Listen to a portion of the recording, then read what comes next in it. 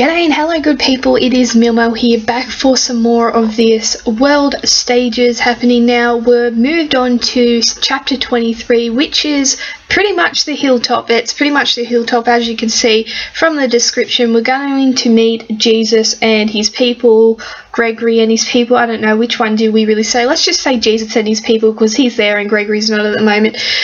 So basically we're sort of in a bit of trouble. We are. We defied one of Negan's men. We definitely defied one of Negan's men. So we could be in a bit of trouble. We could maybe, I imagine, we could be in a bit of trouble, but fingers crossed we're okay. Looks like, okay, we've got a bit of a breach here. There's Earl. There's Earl. Earl's gotta die. No, goodbye, Earl. Definitely not going to start singing the Dixie Chicks now.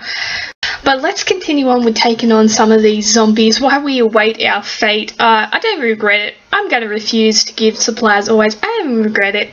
Whatever happens, happens. Sticking with the same team led by Ezekiel there. Depending on how they go in this wave, I may change them up a bit. I've not been liking how many headshots they get. I probably will bring in Earl. I'll probably bring in Earl. He was just in the storyline. Let's bring in Earl. I'll bring in Earl next stage.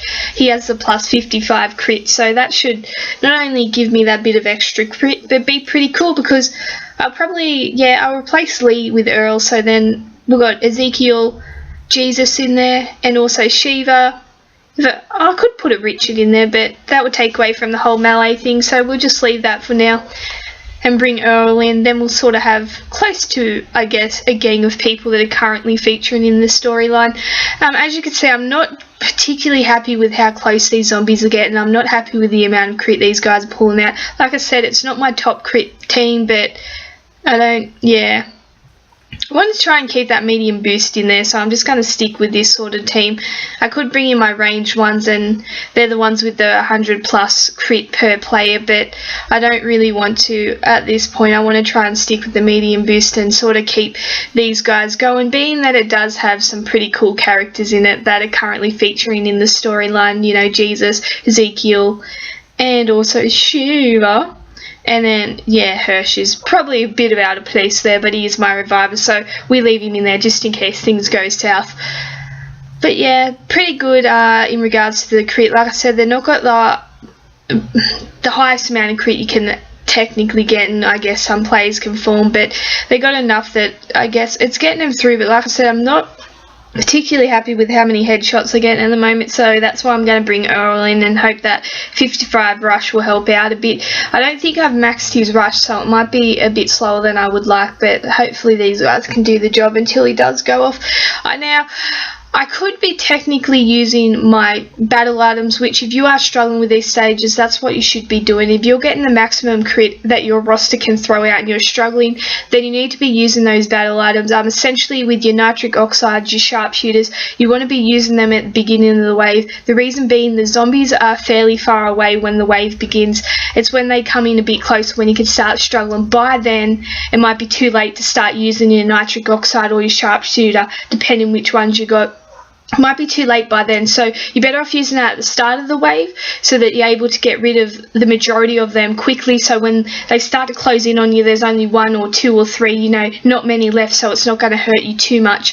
Now, like I said, if you hold off using it, it might be too late by the time they're close up. Also, just be wary depending on how many waves there are, how many of those you actually use, because you can only equip 5 to your inventory, so if there's 6 waves, just be wary of that. There's going to be a wave where you're going to have to sort of solo run it. Whether you use for that spare wave that you got when you're not using your sharpshooter or nitric oxide, whether you use your blooded shirts or your bloody shirts, or you just let them die and then revive them, you know, you're going to have to rely on some of the other battle items to possibly get you through that wave if you are struggling a whole lot. Your bloody shirt should probably get you through that spare wave if there are 6 waves and you've only got like I said, 5 of the sharpshooter or the nitric oxide, then just for the 6th one use your bloody shirts and that should get you through. Like I said, change this guys up, so I changed them up, brought in Earl there, Shiva's up the other end of it.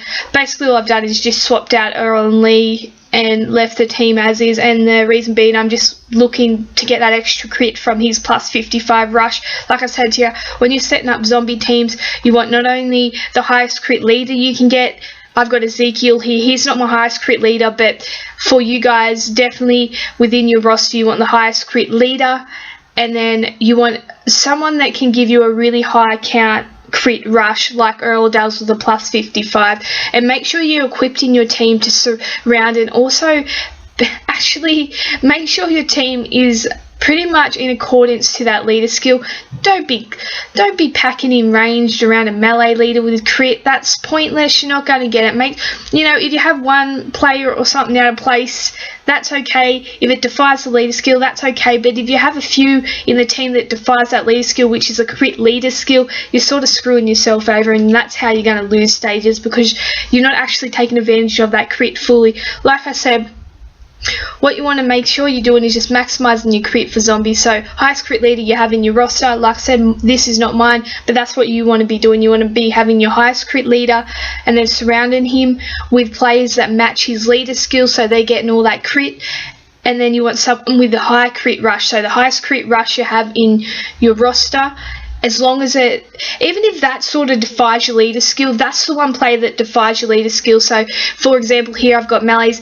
If your highest crit rush is actually a range player, bring that person in, because he makes up for it, or she makes up for it, in regards to they've got that crit rush. So they make up for that defiance of that leader skill just purely because they've got that crit rush. They're still valuable to that team. So that's the only way you should really be defying that leader skill, is in accordance, you're sacrificing that one player with that leader skill for that crit rush. That's the only reason you should be really doing it. If not, you're sort of screwing yourself over, like I'm saying.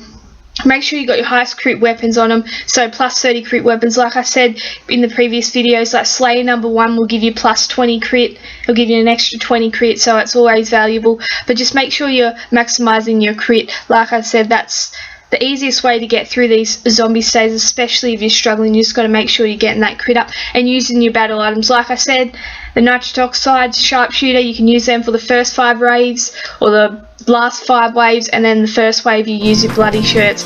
But as always, thank you for watching. Bye.